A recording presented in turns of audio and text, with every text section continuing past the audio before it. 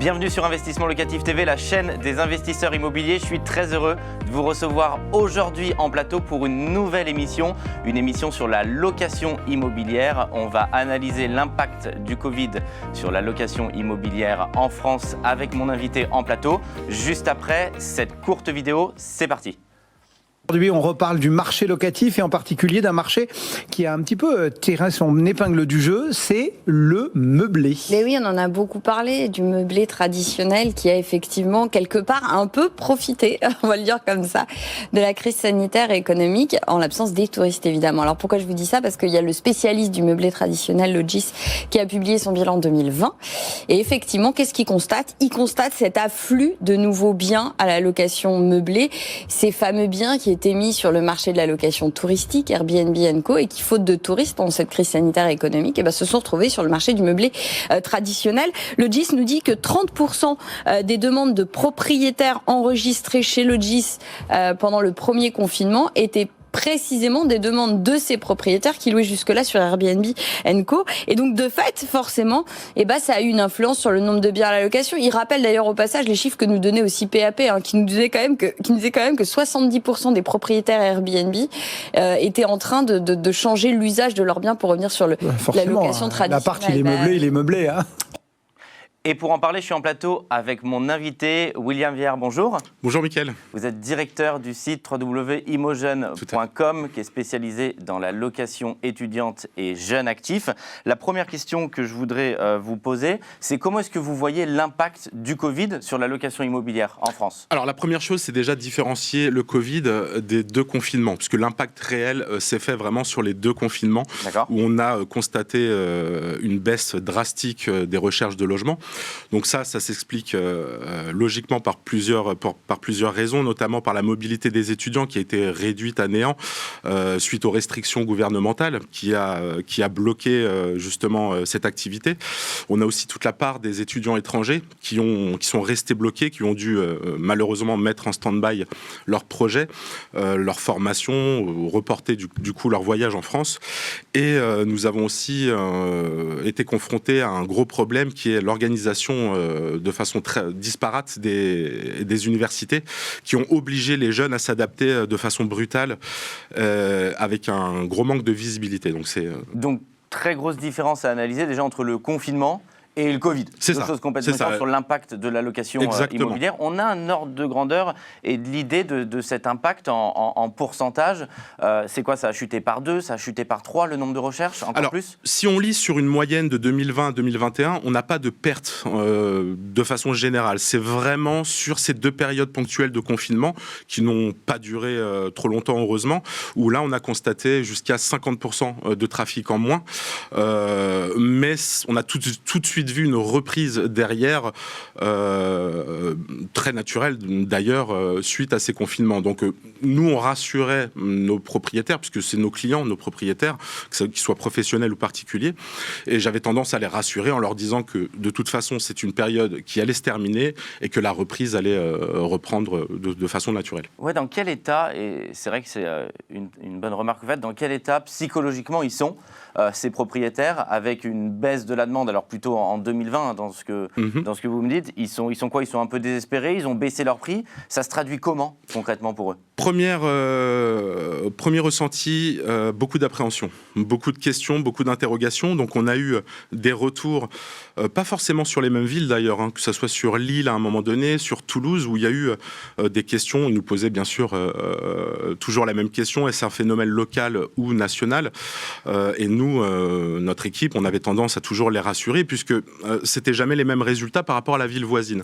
Donc c'était vraiment pour moi un phénomène de confinement, et d'ailleurs ça a bien repris au niveau de la quantité des candidatures derrière le confinement. Donc on avait toujours cette tendance à rassurer et on a eu raison de les rassurer puisque la reprise s'est bien passée. La reprise voilà, est là. C'est ça. Est-ce qu'il y a un vrai exode qui se passe? Est-ce que les recherches de location, elles se dirigent plus aujourd'hui vers les villes moyennes ou les petites villes au profit des grandes métropoles françaises? Est-ce qu'il y a cet impact-là aussi sur la location immobilière et sur ce public jeune et étudiant? Alors effectivement, c'était déjà avant le Covid, on a constaté déjà qui avait beaucoup plus d'attrait pour des villes moyennes, alors comme Rennes, comme Nantes, comme Dijon, Orléans, Reims, qui attirent de plus en plus de jeunes. Pourquoi ? Tout simplement puisqu'on constate aujourd'hui une digitalisation des études, une expansion du télétravail, donc ça autorise plus, ça donne envie plus aux jeunes de sortir des grandes agglomérations, et on voit aussi à travers ces villes moyennes, on voit naître énormément d'infrastructures nouvelles adaptées aux étudiants, donc qui plaît aux étudiants, et donc c'est un petit peu ces villes-là en plein essor, mais ça ne fait en aucun cas de l'ombre aux villes piliers, si je puis dire, les villes comme Paris, Lyon, Marseille, qui eux génèrent toujours autant de notoriété, toujours autant d'attractivité. On voit que le Covid, et on le voit dans le reportage d'introduction, a impacté la location saisonnière, puisque plus de touristes, donc tous les propriétaires bailleurs qui étaient en location saisonnière se sont rabattus sur ce marché de la location longue durée. Est-ce que vous avez vu une augmentation du coup significative des offres déposées, et quel est aussi psychologiquement ces propriétaires qui faisaient de la location saisonnière qui a brutalement chuté ? Alors tout à fait, on a constaté une augmentation, une recrudescence du nombre d'annonces sur notre portail venant d'acteurs qui pouvaient passer par la location saisonnière. Donc que ce qui soit particulier ou professionnel, on a eu aussi énormément d'hôtels par manque de touristes qui ont voulu pallier donc ce manque de remplissage par nos utilisateurs, plutôt sur la longue durée.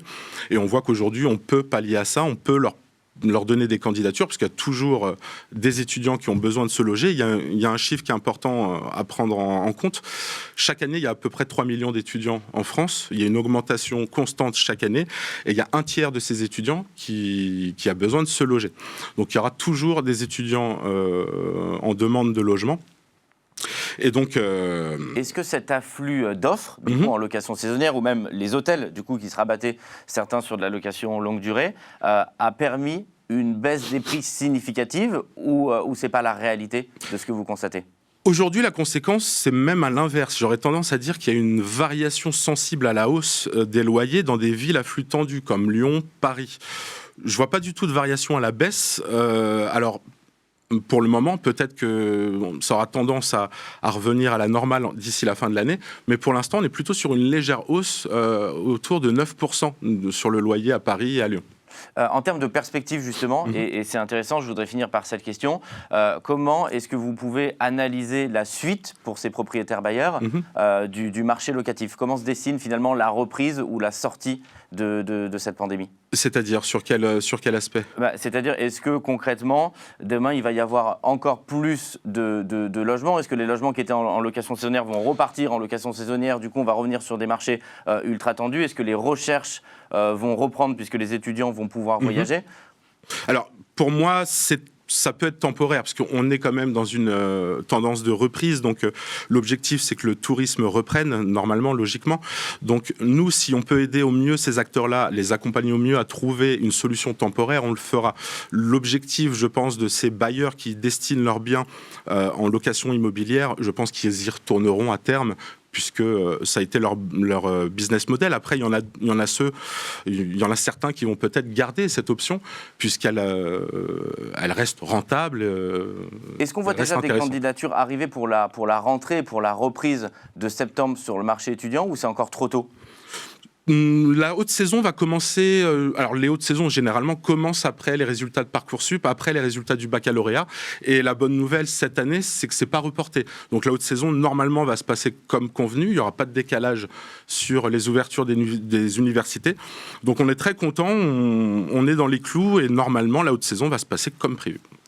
Merci beaucoup pour vos réponses qui vont aider et rassurer nos téléspectateurs pour avoir une vision plus claire du marché de la location immobilière. Je vous dis à très bientôt pour une autre émission. Au revoir.